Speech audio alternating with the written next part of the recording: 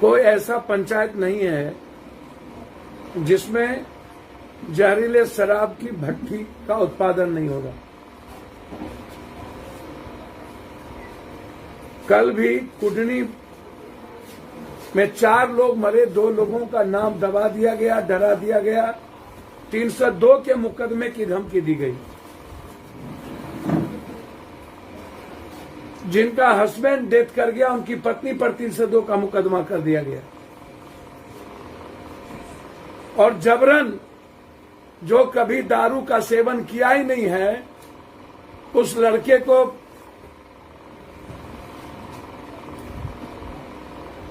दारू के नाम पर उठा करके ले जाकर के पूरे तरह से मारपीट करके जेल में बंद कर दिया। हाजीपुर में भी एक परिवार ने दारू करने वाले धंधेबाज के बारे में चर्चा की। पुलिस माफियाओं के कहने पर उस घर में पूरी लेडीज को पीटा, बिना लेडीज सिपाही के, और उस घर के 7 जेंट्स को गांजा और कट्टा हाथ में थमा करके जेल भेज दिया।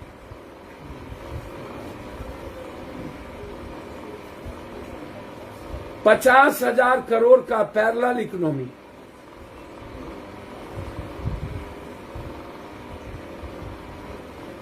हम नीतीश जी से आग्रह करेंगे, हम नीतीश जी के नियत पर मेरा शक नहीं है, लेकिन नीतीश जी की इच्छा शक्ति पर हमारी गहरी चिंता है। नीतीश जी का जो शासन प्रशासन का तंत्र है और जो मंत्रिमंडल है वो हाथ से निकल चुका है। मेरी चुनौती स्वीकार करे यह सरकार और विपक्ष, पूरा विपक्ष और सत्ता पक्ष और पूरा का पूरा थानेदार का ब्लड सैंपल का जांच हो। पता चल जाएगा कि डेली थाना में रहने वाले लोग दारू पीते हैं कि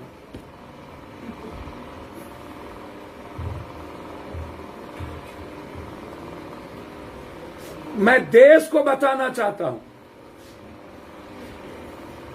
कोई थाना लगभग पदाधिकारी हैं जो बड़े लेवल पर, स्कॉच से ऊपर लेवल पर दारू सप्ताह में 2 दिन शनिवार रविवार तो जरूर पीते, और मैं उसकी जांच चाहता हूं। सत्ता पक्ष के नेताओं की भी जांच चाहता हूं और विपक्ष का भी टॉप टू 10, 100 का जांच चाहता हूं। यदि हिम्मत है तो पप्पू यादव की के चुनौती को स्वीकार करें। सत्ता पक्ष और विपक्ष खुद तैयार हो ब्लड सैंपल जांच कराने के लिए, और नीतीश कुमार जी अपने पदाधिकारियों का ब्लड सैंपल जांच। इससे पता चल जाएगा कि दारू किनके संरक्षण में चल रहा। दारू माफियाओं के कहने पर पूरा पुलिस महकमा गलत केस दर्ज करके लोगों को जेल में बंद करे, और दरोगा के कहने पर माफिया उन लोगों को का मर्डर करवा देती है जो लोग थाने को या किसी ऊपर तक खबर भेजते हैं। तो फिर कौन केस करेगा? 6 महीना उन्होंने कहा था स्पीडी ट्रायल हम करेंगे। कितने दारूबाज बेचने वाले को आपने सजा करवाई? कितने डिलीवर करने वालों का आपने अकाउंट सीज किया? कितने नेता और पदाधिकारी और दारू बेचने वाले माफियाओं की संपत्ति आपने सीज की? और कितने लोगों को एसपी डीएसपी आपने कहा था सब के सब, जब कानून बनी थी कि आप एसपी और डीएसपी दरोगा सब इसमें डीएम पर एफआईआर होगा या सस्पेंड होंगे। 5 सालों के अंदर एक भी एसपी डीएसपी डीएम या पदाधिकारी को आपने जिले में सस्पेंड नहीं किया। पटना में दीदारगंज में सिर्फ 5 करोड़ का 1 महीने के अंदर दारू पकड़ा है, सिर्फ दीदारगंज। जब पटना के दीदारगंज में दारू विधानसभा के आगे दारू, विधानसभा के पीछे दारू,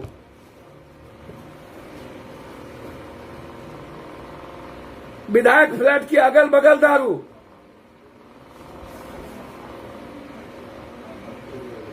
पुलिस हेडक्वार्टर के बगल में दारू,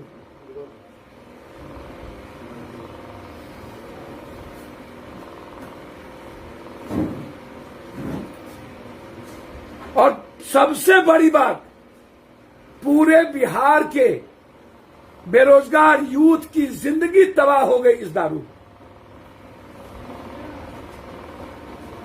कोई ऐसा यूथ नहीं होगा जो सरल तरीके से पैसा कमाने में 2, 4, 5, 10 बोतल का डेली डिलीवर नहीं करता। इससे बड़ा अभिशाप किसी स्टेट के लिए, किसी परिवार के लिए क्या हो सकता है?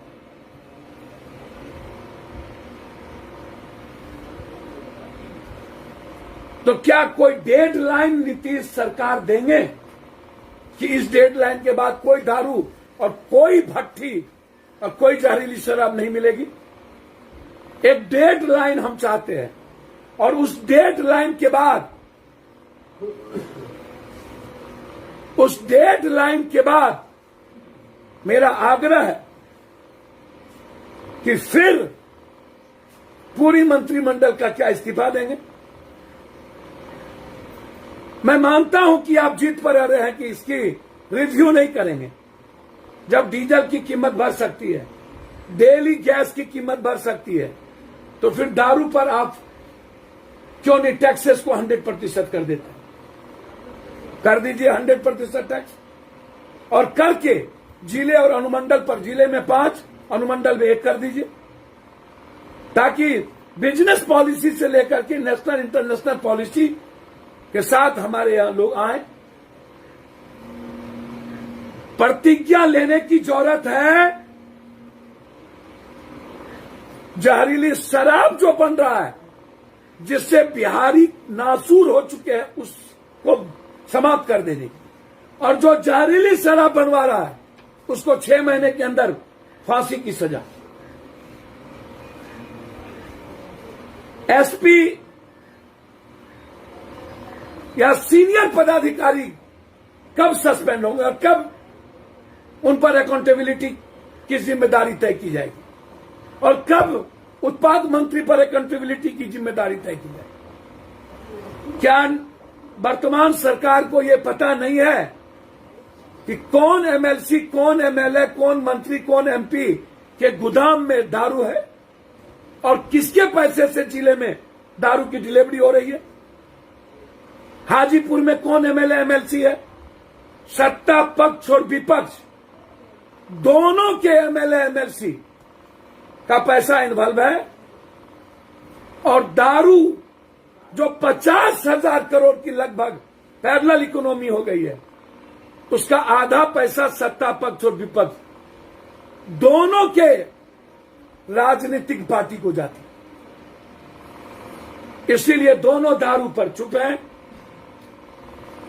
इतने लोग जहरीली शराब से मुजफ्फरपुर में मर गए, गोपालगंज में मर गए, भभुआ में मर गए, एक बार भी सदन बंद नहीं हुआ। इसका मतलब क्या है? देवनंदन वर्मा की हत्या कर दी गई,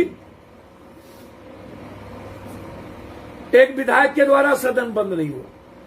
सीतामढ़ी में मरवाड़ियों को, सीमेंट मरवाड़ी को परसों गोली मार दी गई, सदन बंद नहीं हुआ। विधायक के भतीजे को मार दिया गया, सदन बंद नहीं हुआ। हर दिन लगातार मर्डर,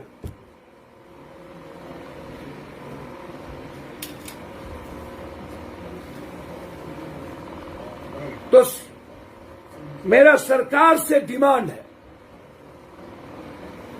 कि आप कब सीनियर पदाधिकारी को जेल भेजेंगे और उस पर अकाउंटेबिलिटी तय करेंगे? कब आप उत्पाद मंत्री से रिजनेशन लेंगे? कितने दिनों का डेडलाइन होगा?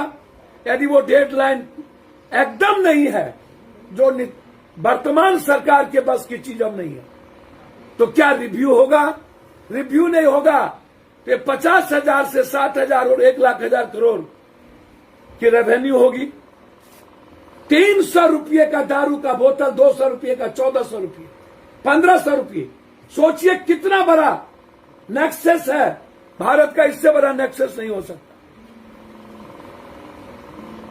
और पूरा सदन इस बात पर मौन है, क्योंकि सबसे ज्यादा पैसा इनकम का जरिया थाना से लेके चौकीदार से लेके टॉप टू बटन तक एवरी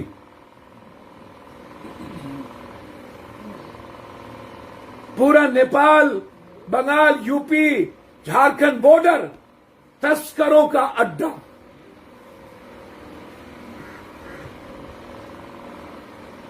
हम नेताओं की, पदाधिकारियों की और माफियाओं की संपत्ति जांच कर चाहते हैं कि आप उसको पब्लिक संपत्ति को टैच करिए कि इस 5 साल के अंदर कितने लोग दारू में पैसा कमा के सरकार की रेवेन्यू को बर्बाद किया, चोरी किया। आप बार बार कहते हैं कि बाहर से मैं 2 को पकड़ लिया, 3 को पकड़ा, तो क्या उस 2 की अकाउंट सीज हुआ? या जो जिसको आपने हरियाणा में पकड़ के लाए, वो जिसको डिलीवर कर रहा था, क्या उन लोगों के नाम से यहां एफआईआर हुआ? पकड़ लिया, जिसको दारू दे रहा था, सप्लाई कर रहा था, उनके नाम से एफआईआर क्यों नहीं हुआ? और जिनको लाए पकड़ के, उनका अकाउंट सीज क्यों नहीं हुआ? तो कितने लोगों को आपने अकाउंट सीज किया है?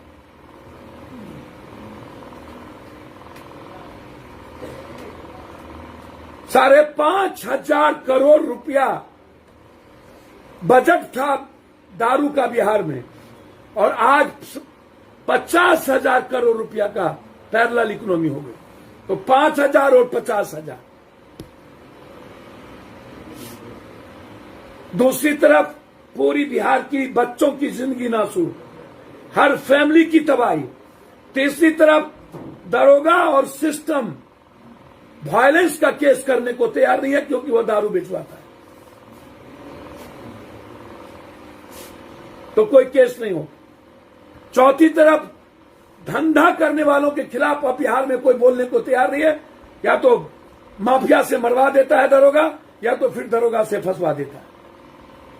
जेल जाने वाले गरीब हैं, कमजोर तबके के लोग हैं, लगभग दलित और अंतिम पौदान के लोग हैं, पीने वाले लोग हैं, पिलाने वाले लोगों की संख्या 1.7% भी नहीं।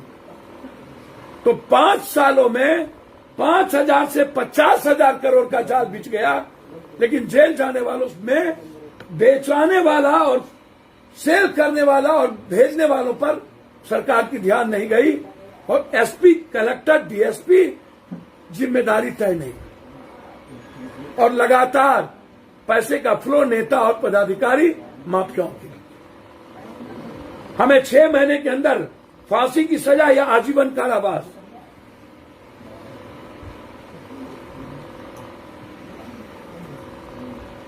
फिर जिस जिले में दारू पकड़ाता है या पिया जाता है, उस अफसर को कभी आप पोस्टिंग ना करें।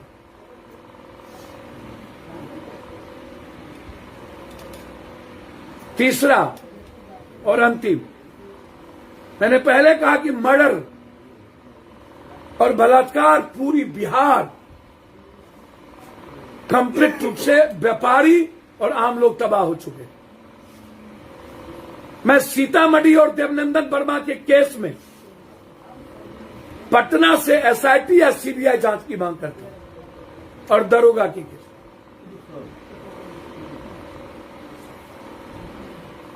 वैक्सीन,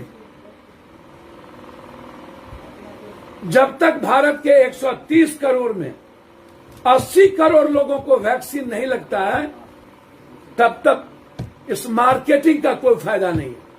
पहले हम तो पहले तुम, पहले हम, पहले तुम, पहले हम, पहले तुम, ये जो कंपटीशन है, बड़े मियां तो बड़े मियां, छोटे मियां सुभान अल्लाह।